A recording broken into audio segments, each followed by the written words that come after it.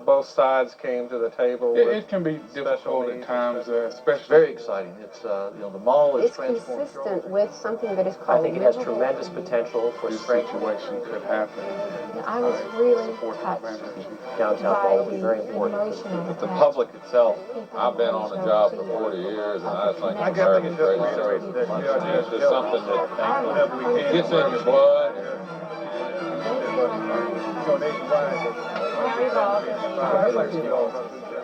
Hello, everyone, and welcome to this special edition of the Talk of Seaville. I'm Maurice Jones, Director of Communications for the city. A couple of days ago, we had a chance to travel out to Charlottesville High School to talk to a group of students there about the recent assault on UVA students, which resulted in the arrest of 10 of their CHS classmates. We had a chance to sit down and chat with these 15 students who were concerned about the victims in this case, those who were arrested, their school, and the Charlottesville community as well. My name is Thomas Stratton, and I'm a senior. My name is James Taylor, and I'm a junior. My name is Melissa Stinney, and I'm proud to be a junior at CHS.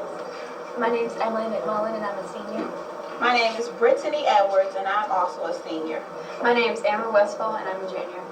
My name is Joyce Johnson, and I'm a senior. I'm Azura Cox, and I'm a senior.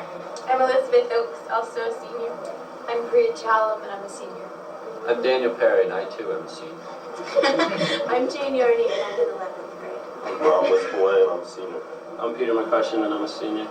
Well, thanks a lot for coming out and talking to us today. Can you tell me a little bit about your feelings when you first heard about not only the assaults on the UVA students, but then also the subsequent arrest of some of the CHS students? Tell us a little bit about your feelings, your initial reactions. I remember when I first heard about the attacks, like before that it was even suspected that they were from CHS, I was thinking like, that's a horrible thing to do. And then I was like, but I never connected it to CHS. I never thought anybody at our school would do it. But then when I heard who it was, like some of the people surprised me and then some of them didn't really. Yeah, I think lots of us didn't know really what to think. I mean, here are our friends, our teammates, and I mean, for Gordon Fields, for one thing. Anybody that knows Gordon knows that he would not do it for racial motivations at all. I mean, Gordon is the nicest guy to everybody. I mean, white or black, and we just couldn't come to terms with it. Just understand it.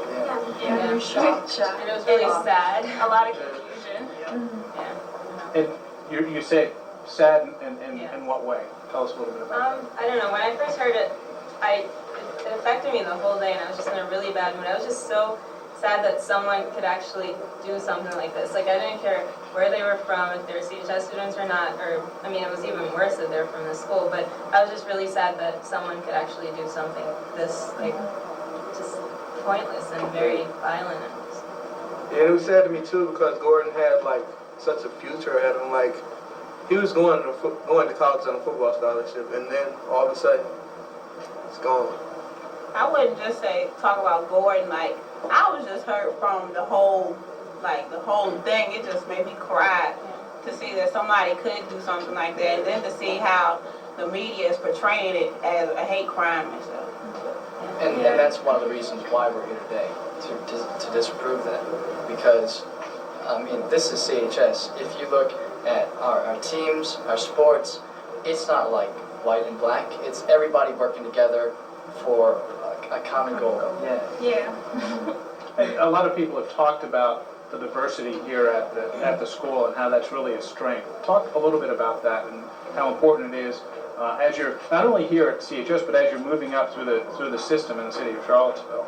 Our school is very diverse. It's just an absolute melting pot for like all cultures. You know, there's things here that people probably wouldn't see, like walking in the street in New York City. And I believe Mr. Thompson was saying that makes sense. I believe Mr. Thompson was saying that some maybe psychologists from UVA earlier came to observe, and they've not seen anything like it. We get along at this school. There's generally no fights that are racially motivated. So I think when Peter said that there was a general feeling of disbelief, that was pretty true, that we just wouldn't believe that any students from our school would commit a crime like this. I mean, we're really diverse, and like this group here is pretty diverse. But even this diverse group doesn't like give the whole picture of all the different kinds of people that are at CHS. You know, this is just part of it. Yeah. Going here is such an awesome opportunity to learn about so many different cultures and types of people, and not only yourself, but just how interactions, how it's just so great to go here and to learn about so many types of different people, because you have a greater understanding after you leave high school and after you go to college or wherever you go to know and understand. The diversity is why I came to CHS, and I came from a private school, and the diversity is what attracted me, and just many opportunities that I've been able to have here. So. Well, and not only like just taking different classes, do you get the education from the classes, but you get to meet different people in every class. And whether you're taking music or if you're doing sports, it's a different group of people that you get to know. And it's the greatest thing because you get to understand a little bit more into why people, think that way. And then just the diversity of the sports, and then going through the different classes and all the different people that take certain classes. I think through this event, people have been trying to kind of shine a negative light on CHS. And actually, I mean, CHS, we're one of the top schools in the country. I mean, we offer so many AP classes, so many sports. CHS is a wonderful school. I mean, not just for diversity, but just for everything it offers. And it's really sad that because of this incident, what do you see in the paper? You see, football star, and then you see the awful things he did. You see CHS, and then you see what they're trying to associate it with, and it's not like that. And you were talking earlier about sadness and shock behind this. Is there some anger behind it a little bit as well? The reaction? It seems like CHS always has a really bad reputation, whether it be, just from the town or from, people from other schools or whatever. But it just seems like, we have a reputation of, I'm not going to go into, a total ghetto school and, fights every day, selling drugs, whatever. But it's not like that at all. I mean, as you can see, like, everybody gets along, and, it's just kind of unfair that, like other schools get a lot of positive coverage in the press, like with, like, students, going to college on sports and stuff, and you never hear about that except for, like, an incident like that, There was a big article in the Daily Progress, like, a couple days ago about how an Albemarle student had a big scholarship, and it was a whole, good, like, third of the big spread on this student and a wonderful scholarship. And I mean, we had Gordon, who nobody really cared about. We got another student who's going to Notre Dame on a lacrosse scholarship, and it just seems kind of like the media in the area kind of wants to paint the picture of CHS as kind of the decrepit, really tumultuous inner city school, and having these great things that are going on here, reporting those doesn't really fit in, so they kind of gloss it over. There's a waiting list to get into this school. Yeah, people have to remember that.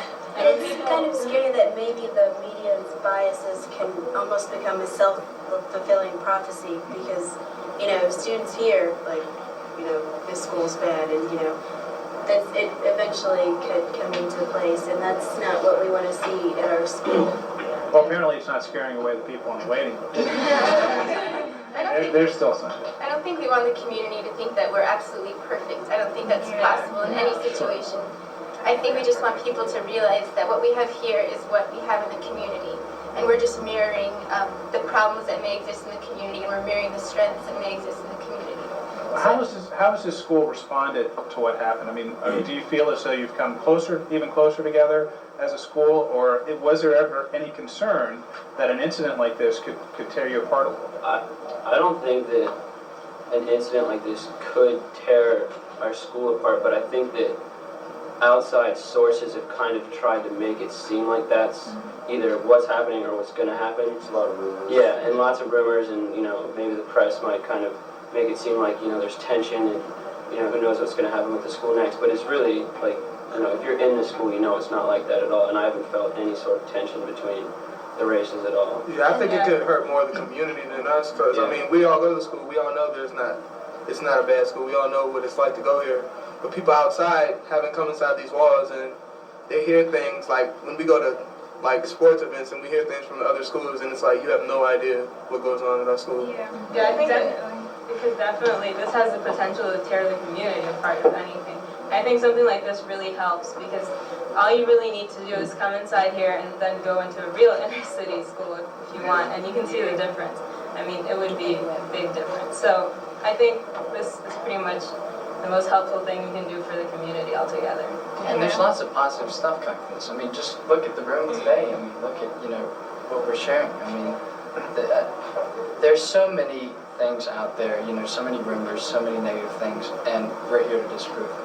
But it's hard to hear those rumors, I mean, I talk to friends that go to other schools, and, they're afraid to visit Charlottesville High School because of what they've heard about Charlottesville High School, and they really have no idea.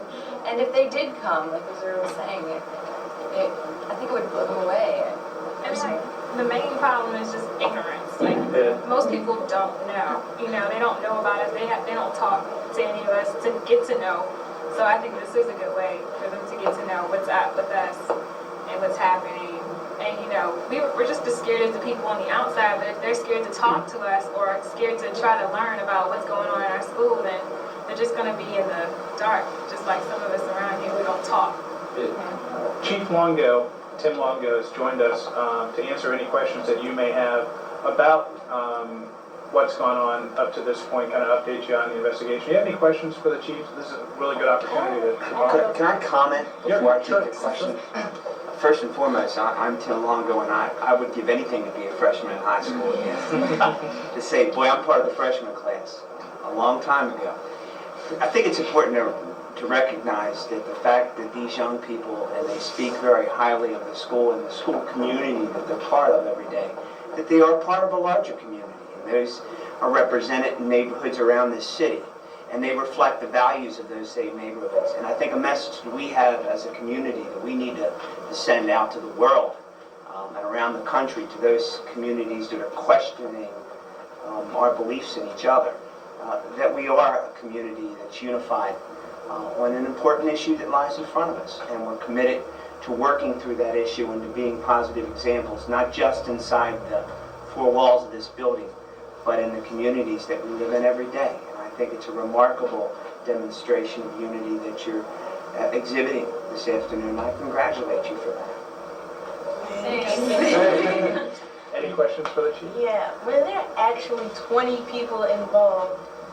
Because the paper made it out where they said 20 people. There were a number of people involved. When we first came into the school Friday a couple weeks ago, and we took a number of young people into custody, they were the people that were most identifiable to us. We knew who they were and we knew what they did. Once those initial arrests took place, the investigation began to yield a number of other names of persons who we needed to talk to that might have some information about this incident. And as of last week, we've charged about 10 young people. And we're looking at those charges, and we're looking at the responsibility that others may have had as well. Not large numbers of people, but it is the possibility that one or more others can be charged if they have some responsibility in what took place. And that responsibility doesn't have to be direct. It could have been some peripheral responsibility, either before the incident, during, or in the aftermath of the incident as well. And we're looking at those issues and at those persons and at the evidence that we have in front of us. And we're going to be making some decisions in the next couple of days to hopefully begin to bring closure to the investigative side of what we do, and then begin the prosecutorial side, which could take some time. Any other questions? I remember reading in the paper the article with the KKK man and the Euro group, David Hughes group. Just the idea of those two big groups, over this little thing, because it only takes one little event to trigger something big. Can you tell us what's up with that now? Well, I can tell you first and foremost, I'm not going to be intimidated by a group of people that come from the outside of our community and try to force an issue that I think may not be there.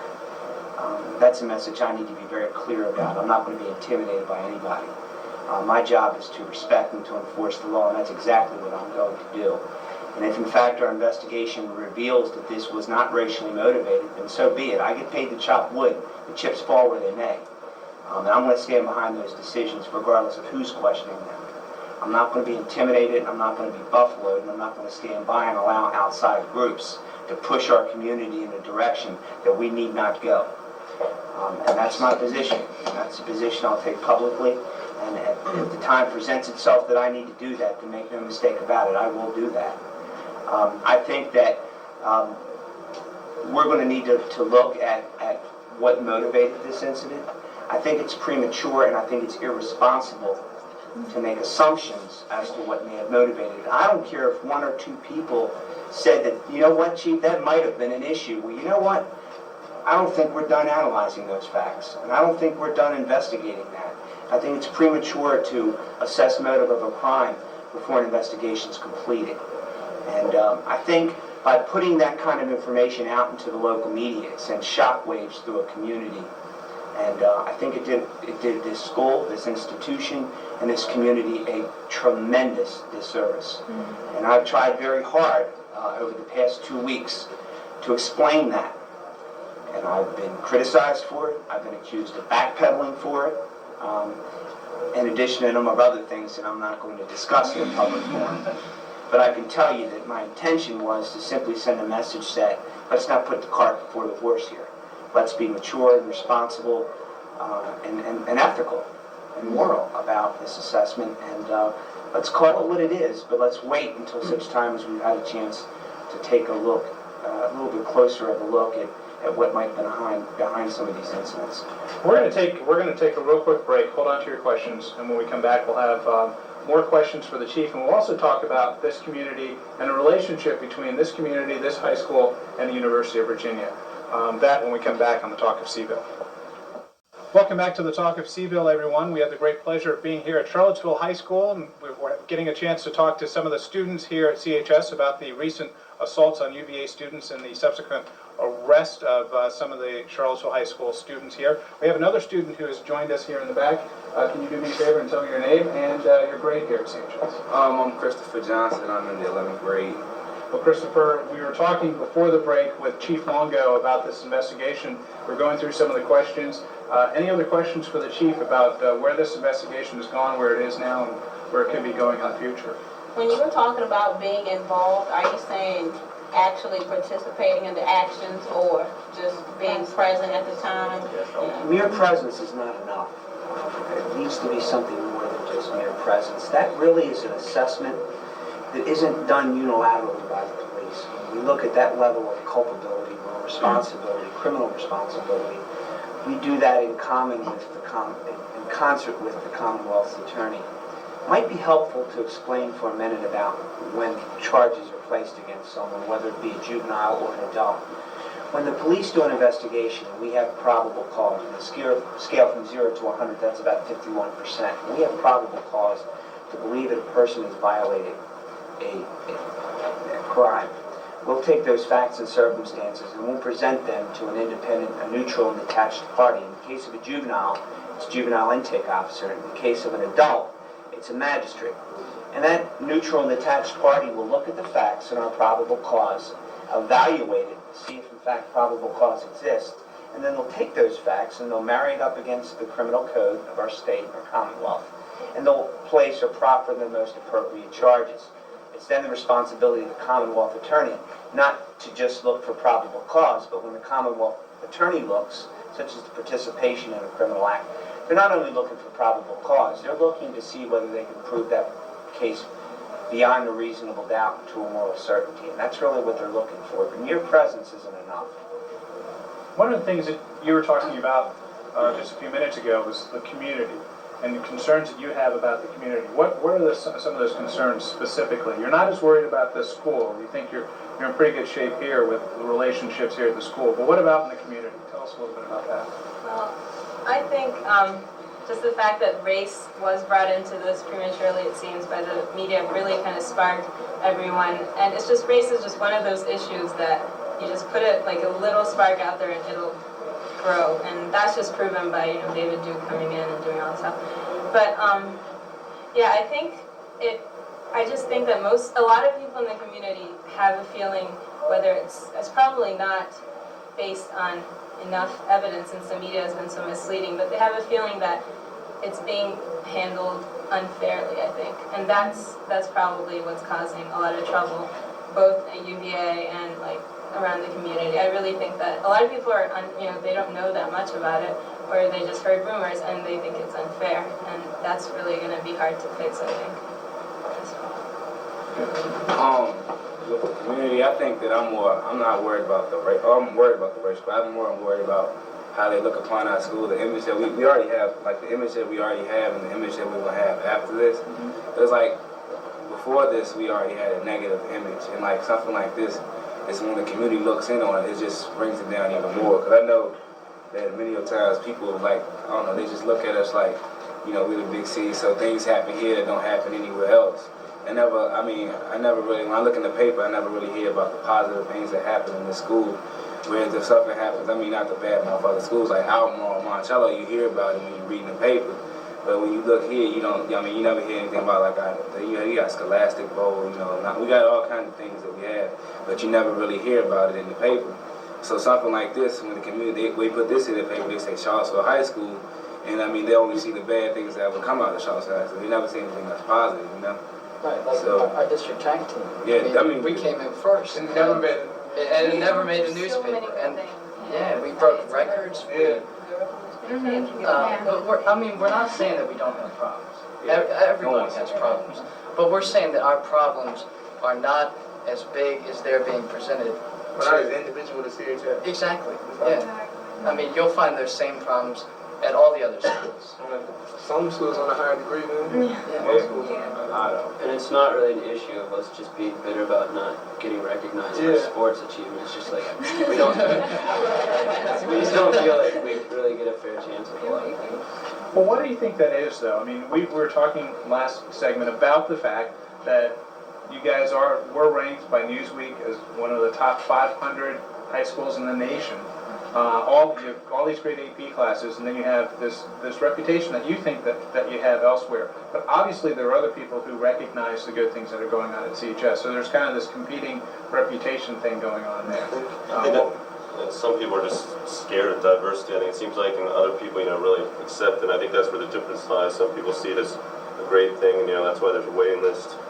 But then on the other hand, some people, you know, are scared and they, you know, form preconceptions that are just wrong. I think it also has something to do with the fact that we're in Virginia. I mean, Virginia is not known to be that accepting of diversity. I mean, if our school was like in the heart of New York or something, I mean, we would get the recognition that we deserve. But like the fact that we're in the heart of one of the more, I don't want to say racist, but you know, one of the less accepting states doesn't help us at all. Talk about the relationship between CHS, this community, and the University of Virginia. Is there any concern that that's been hurt by what's occurred? It's definitely hurting in the UVA community because, like, I remember reading in Cavalier really about how they said a potential hate crime and how that's going about campus and how different kids from the campus are like, that do talk to some of us kids at school are like saying, you know, this is a hate crime and this and that, and they don't know anything, like just as much as we do. And they're going around saying it's a hate crime, and this stuff is going on campus, and it's even more growing tension between the UVA students and the high school students here, and then it's the community coming in, parents and everything. It's starting to get screwed up. And yeah, and I think, go ahead. Yeah, I think the main cause of the friction between UVA and CHS at this point is probably not race. I think it's more class tension. Yeah, nobody really ever brings that up just because it's kind of, I don't know, just doesn't get brought up. It's just a stereotype. You know, like UVA, I don't know, yeah, stereotypes. Well, and that's always been there. I mean, and it's probably natural for a college town. I mean, there's always kind of the townies versus the university, the town down syndrome that you find anywhere. Was this something that was prevalent before? I mean, as strongly before, and has it changed at all since the assaults? Or do you think it's still on the same level? Scale, like programs that we have when UVA students like come in and tutor, like people. I mean, I'm I haven't noticed any difference. Like, I'm in Excel, and I talk the same with my, with the people that we meet with that go to UVA. But that is also on a smaller scale. I'm not sure what's happening with the community as a whole. But in my experience, I don't see like much that's going on. Well, I also noticed that, like, a week or two ago, it was this article in the Cavalier Daily, and they were saying don't make preconceived judgments. And so, as a newspaper, I mean, they understand that what they took from the media was without evidence, and so they're saying we want everybody at UVA to have an open mind and don't make judgments until you actually know what's happening, because they know that things can get really blown out of proportion if they just let everything go. And so they put a little warning in their paper just to state that they understand. And I think it's really similar to a letter that the Black History Committee wrote to the Daily Progress and Channel 29, and just letting them know the school's opinions. But unfortunately, not every newspaper is doing that, and not every broadcast on the media is giving that warning. And people see the broadcast they read in the newspaper, and you have to look at the situation from both perspectives, and that's what's the most difficult thing. But if I was a UVA student and one of my friends was attacked, how would I feel? Yeah, for a parent, right? Or a parent, student. But at the same time, the newspapers and the media are not helping. Some newspapers, of course, are giving the warnings, but again, not all. I think that's one of our biggest regrets, that the media just didn't, report this as objectively as they could have. There's a tendency always to sensationalize things, to make them sell. That sells, and the truth won't really push papers, but needs to be out there. Yeah, right now the community is feeding off of it, and more papers are probably being sold every day because they want to hear about it. And so we're just making it worse. The community is kind of suffering because they read those things, and more than likely they're going to believe it is because it's the paper. It's supposed to represent what's true. It's supposed to represent facts. And so when they depict CHS like that, then it's really bad. And I thought it was really important, and I think everybody, at least at CHS, appreciates when Chief Longo went in the paper and said that it's really premature to, assume that this is racially motivated, because, for the first week or so after the attacks, all you heard about was hate crimes, and, because the people looked white and whatnot, and it really hurt, especially because, they really hadn't, they didn't know much at that point, and it still seems like, we don't know a lot, but and it just really was nice to have somebody come out and say that, so, we can finally clean the slate, and we don't really know at this point, and so, everybody's just kind of jumping to conclusions. That was a turning point that kind of settled things down, I think, a little bit, because it looked like it might get blown up and become even like a national type issue, but I think it seems like, to me at least, that it's kind of settled down, the whole issue. Question about this whole race assumption thing. What motivated? Was it just that most or a majority of the people suspected were black, or was it something someone said? Or No, I can't. That goes to the substance of the case, and I'm unable to really talk about that. I will tell you that that issue of race as a prevailing mode did come up in the early stages of this investigation. What was unfortunate about it is that information got into the hands, not in a surreptitious way, but in a direct way, to the media, and that's how it was publicized and became part of our community dialogue, and that's why, frankly, I wanted to get out very quickly thereafter to kind of say, wait, let's not be too aggressive about reaching this conclusion, because I do think it's a bit too premature. There was no grand conspiracy behind that. It was simply trying to do the right thing. What were the first reactions that you got from the community after this incident, and did it change after the media portrayed it as a hate crime, and what do you think we should do? What do you think personally we should do? Well, I think a lot of the feedback that I've gotten from outside our community has been largely negative about the manner in which we're addressing this issue, because there is this thought that there's some grand conspiracy to cover up some egregious hate crime, and that's the furthest thing from the truth. this is a terrible incident. These are a series of terrible incidents. Nobody's denying that. And in fact, these young people have been charged with serious, many of them, with serious felony crimes, for which the sanctions are far greater than any enhanced hate crime provision.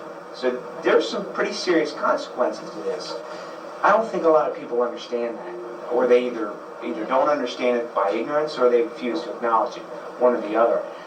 There's not a day that goes by in the last 2 weeks that someone in the grocery store, in the gym, sitting next to me in the Whirlpool yesterday at the ACAC, didn't comment, then not that I go there often, didn't comment that, you know, we think you're trying to do the responsible thing here. You, meaning the police department as a whole, not me as an individual. So that's encouraging, but there are some people that are very concerned, that are a bit distrustful about both the police and the Commonwealth Attorney's role and how the students are being treated and how the prosecution will pan out. There's some concern in that area. But there's also this concern, again, this great conspiracy theory that we're trying to cover up some greater thing.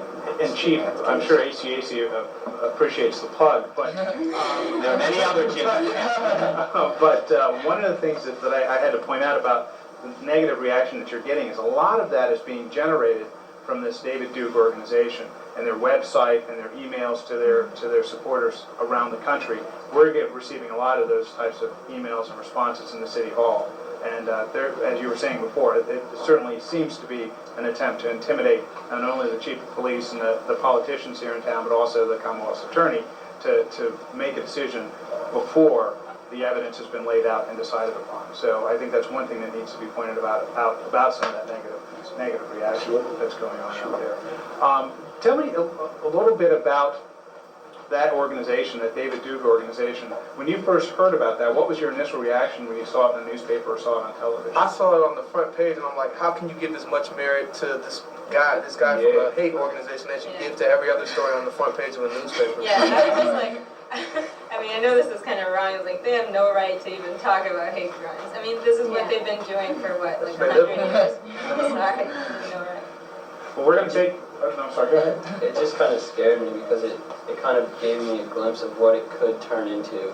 And, you know, because that was still at the point where, you know, it was, you know, racially motivated and, you know, it just kind of showed that it could have gotten blown way out of proportion.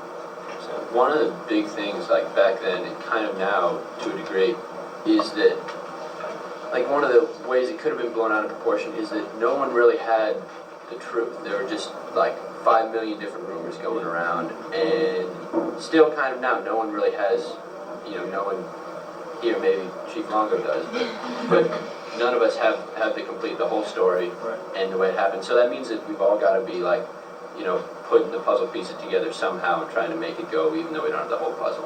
I think it's important sometimes to have patience, especially with an investigation like this. It's so important to let the police do their job, let the Commonwealth's attorney do his job, and then we'll find out, or we'll see all those pieces start to come together once we have the trial and get to that point. So we're going to take another real quick break here on the Talk of C-ville. We're talking with some great students here at Charlottesville High School. We'll be back right after this. Welcome back to this very special edition of the Talk of C-ville. We're talking with some Charlottesville High School students about the recent assaults on UVA students and that resulted in the arrest of a number of CHS students, and we've been having a great conversation about what's happened up until now. Now we're going to concentrate a little bit on what comes next. Tell us a little bit about what this group and other groups are doing here at Charlottesville High School. The Black History Committee has written a letter to the Daily Progress. Not really to accuse the Daily Progress so much, but mainly just to say there are some great programs going on here at our school, and we'd like you and the whole community to recognize it.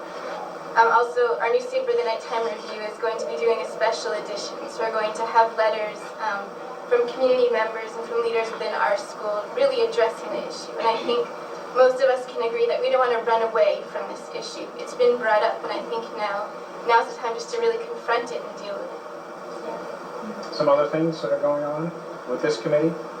We talked about kind of having groups to discuss maybe somehow. A lot of times we do things like poetry readings some library lunch, but instead it could just be a circle, much kind of like this conversation here, to have people share their ideas and thoughts and feelings, because I think overall that we generally agree that communication would be the best way to get through all of this. How important is that, not only here at the high school, but also on a community level? The city government is engaged in those types of conversations, not only with folks from the community, but also with the University of Virginia. Tell us a little bit about how important that is for you. Oh, it's key. It's key to our survival in this community, because there's so many people that seem to be against us now. It's important to us, that to all of us, that we remain.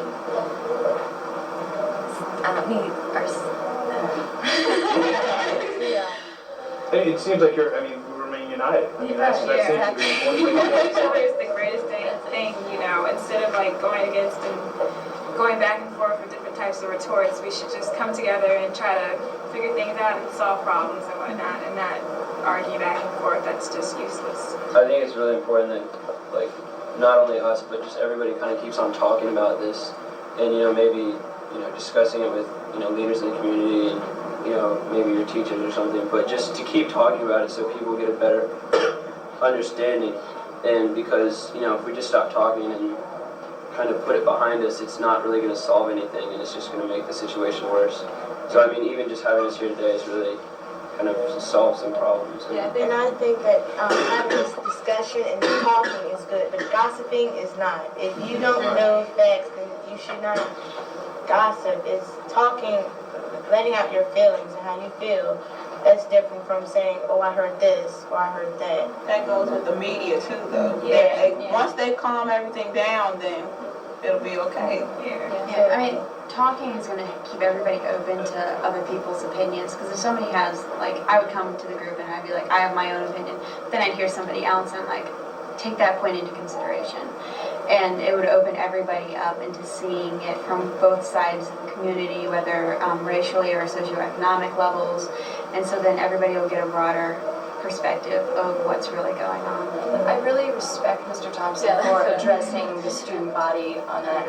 I know it's difficult for him, and I think it really meant a lot to all the students. And I also respect the teachers who have asked us for our opinions. And like Jane was saying, having group discussions, even if some of us went into classroom to start discussions, and just be very relaxed, but so people can get out their feelings about what. Do you think that that students are tentative, or any students are tentative about talking about some of these issues? And these are very sensitive issues here. And when you first got together with Bobby Thompson, the principal here, when he called you together to talk about these issues, was there some concern about that?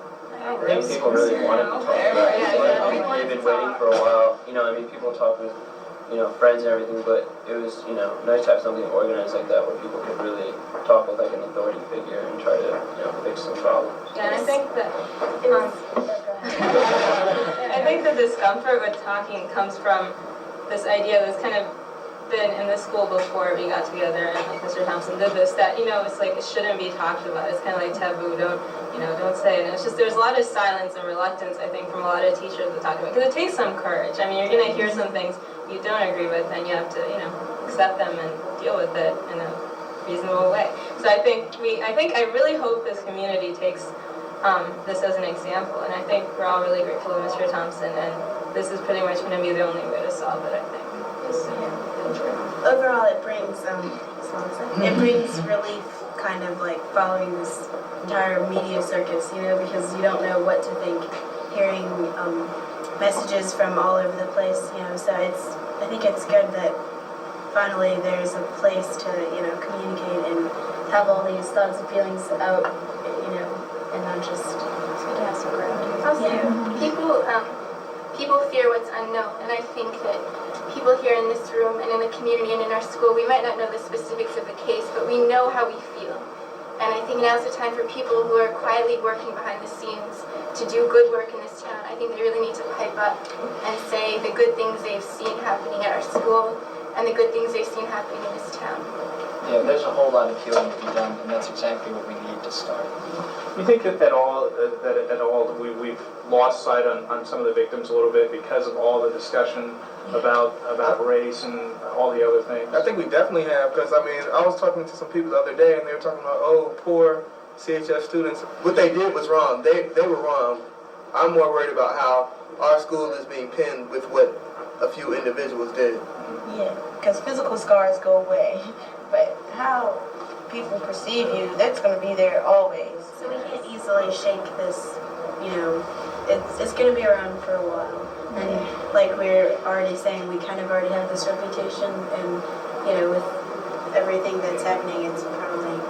Now, we're mentioning physical scars, but there are some emotional scars for these kids at UVA too. Yeah. Think of it. I mean, here they were, you know, coming back from a party or whatever, and they got attacked, and there's kind of this violation, it seems like. I mean, that's something to consider as well. Okay, yeah, I was going to say, don't get the misconception that nobody, you know, everyone's kind of concerned with our reputation. Personally, I feel extremely bad. I mean, the thing happened. Like, nobody can deny it at this point.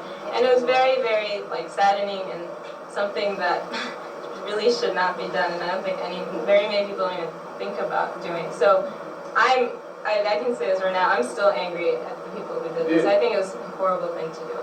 But as more facts come out, though, then we'll be able to piece together what actually happened. Sure. I mean, one of the things that you have to consider is that all of you, most if not all of you, are going to go on to college, and you're going to go into a similar situation that you're going to feel safe, or at least reasonably safe, when you step on the campus or step just off the campus of wherever you decide to go to school. So that's something that, you know, is not only has violated those kids who were attacked, but has also probably planted something in your mind as well, hasn't it?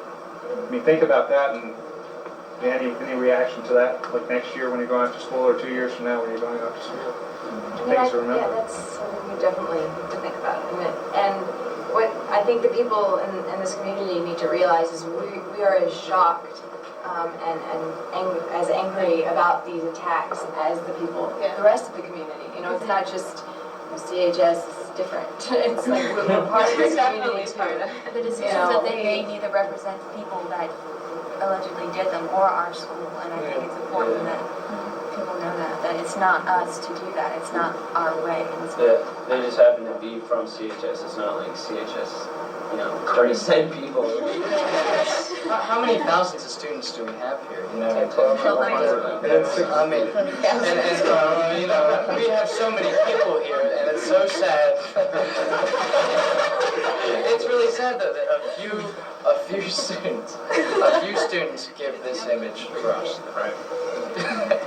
Well, let's talk about the next steps for you guys. You talked a little bit about that earlier, forming committees and that type of thing. What else can be done, do you think, in the community to move forward with this and to keep people together instead of having them broken apart because of this? One thing that can happen as a community, they need to make something for teens to do in Charlottesville. I'm not saying that's a reason for them to go out and attack somebody, but it's so boring here. There's nothing to do but to go to the movies or something. You're going to get tired of that after a while, so they need to create something to do for teens and stuff our age or whatever, like at night, so we can stay out to our curfew. Thanks, Brad. I mean, it is good motivation to do something positive for the youth in our community, definitely, and also to like bring together some of this diversity that we're sharing in the school with, you know, the kids out in the community, you know, whether it's for high school, middle, upper elementary, whatever. You know, it's something for us to do that's positive, and you know, maybe some people can start getting the wheels turning for that. I kind of disagree with you, Brittany. I think there are so many things happening in this town, especially at UVA, and I think that if a lot of the students here see UVA as a place to befriend people, to take advantage of concerts and discussions and hangout places, I think there is a lot to do, so we'll have to talk. I see what Bird is saying, and I see what you're saying. It's different tastes. If you don't like concerts, then there's nothing for you. It's really case by case. Yeah, It's fairly Well, what would you recommend? What are things that teenagers... Take it away, Bird. Well, you have an ice skating rink. Personally, it's cold outside. I do not want to go inside till it's cold. I mean, why not a roller skating ring or something? A lot of people like to roller skate too. Yeah, that's true. Speed skating. Bingo night. Just a more diverse group of activities that we could all do together. I mean, because there seems to be pointed towards the people who like orchestra music and the people who like jazz music, but they don't have anything that's integrated in for a lot of different type of people. Because I think that's something that we have to address too, that there's so much separation in the activities in this town. Yeah. I think the problem is that just everything's targeted towards UVA kids because the town caters to UVA so much. I think they forget there's an entire high school in town. Like where was it that the football team went and they said there were signs for their high school, like when they got in the city. As soon as we entered the city, there was Parkview, Sterling signs all over the place. I think the two institutions need to like find some way to work together. You know, maybe there could be some kind of like we could do some function with the UVA students maybe to reconcile. Yeah, I mean, we have this school in the middle of the city, and it doesn't feel like it's really that connected with the Charlottesville community at all, other than the parents, of the kids who go there, or who did have kids that went there. There are some things that I think the community has taken pride in, those, the CHS Orchestra, the sports teams when they do, obviously when they're doing well, the bandwagon, but also, the band and some other things that the community does take some pride in. Are there other things that you think the community should be more involved with the high school? Maybe our clubs and organizations outside the school. Forensics. And how do you think, is it just the community coming in, or is it the high school and kids like you reaching out to the community as well? I think it could be more work done in either area of us going to them and them coming to us. One of the things is, I mean, we want them to come to us, but there is a certain amount that we don't really want them to, because we don't, our school is like an idealized little, it's a lot safer here than it is in, the rest of Charlottesville, and it's a lot cleaner here than it is, probably, than it is in the rest of Charlottesville. But, I don't know, it's nice to have people in, but, for example, we had this Battle of the Bands function a while ago, and it was to show off, the musical kids of CHS, but kids from other schools were not allowed to come at all. That was the blanket rule. And, we want to get involved with our community, but we're blocking them out. And for, the orchestra concerts and the band concerts, there's, a couple flyers up on phone poles, and then there's those little racks of, CHS CDs in Plan 9. But other than that, it's just parents coming, really. We talked to Mr. Thompson sort of about that, and there's no real publication here. There's nobody that calls up the newspaper and says this is what's happening this weekend, with CHS students. So maybe media can take hold of that, see the opportunity there, and as far as getting involved with other high schools, just to begin, we're not even invited to most all-area dances. No, we're not. Why is that? We don't invite people to our dances. Yes, we do. They can come to our dances, but the all-schools dance last year, everybody else had tickets way before the dance, and we get them 2 days before the dance. That's why they won't go let us come. I know. Yeah, they were playing. 2 days before. Anything else about the assaults that we haven't covered today that you wanted to get out? You wanted to talk a little bit about before we leave this program? What if the attacks happened in September, like the newspaper said? How come you waited so long to do something? Only one attack occurred in September. The remaining occurred during the month of January. The most recent, January 25th. There were, I think, 5, perhaps even 6 reported attacks. That which we had police reports filed for and suspect information to follow up. But I know of only one attack that occurred in the September time frame, and that I may not be entirely accurate on that, but I believe it was this one reported attack in September, the majority of which occurred in the December-January time frame. It seemed like it had been spread out all the way from September, happening all the way until I don't think that that's an accurate depiction. Well, most of these on weekends or just I believe they were on weekends. No, I believe that they were on weekends. Could you tell us what you do know motive-wise? No, I think it's Let me go back to saying not only is it premature to talk about the issue of race, I think it's irresponsible to talk about the issue of motive to a crime prior to the case going to trial. Sometimes motive's clear. A person walks into a bank with a gun and says, give me the money. Duh, robbery's the motive there, you think. Sometimes motive is not always clear, and motive goes to a criminal intent or the person's state of mind, and oftentimes that's difficult to assess. And I think from a criminal investigator's perspective and a police chief's perspective, it's kind of irresponsible to begin trying to talk about that or assess it prior to a case going to trial, because those are the kinds of things, criminal mind, what you may have heard before as see enter, those are the things that really become issues at trial. And sometimes you poison the well by putting that information out too soon. Well, ladies and gentlemen, I just wanted to thank each and every one of you for coming out here and being a part of this today. We're really impressed with you, and thanks again. Take care. Just a fascinating discussion there with a good group of students over at Charlottesville High School. Thanks again to them and to Principal Bobby Thompson for inviting us in to talk to them. Well, that's going to do it for this week's edition of the Talk of Seville. Remember, next week at this time, we'll have a new edition of Inside Charlottesville. Until then, take care.